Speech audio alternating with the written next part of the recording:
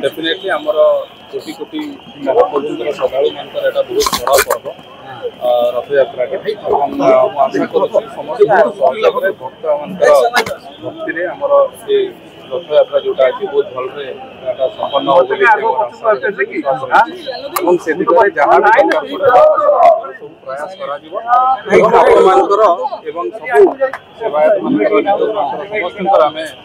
जो सहयोग कामना कर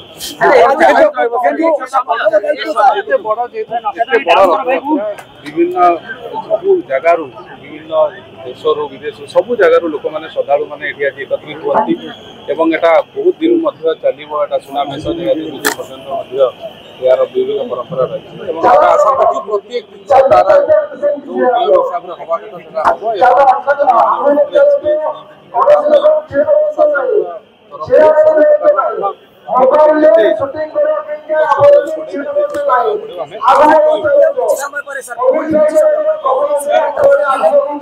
कथा शृंखलित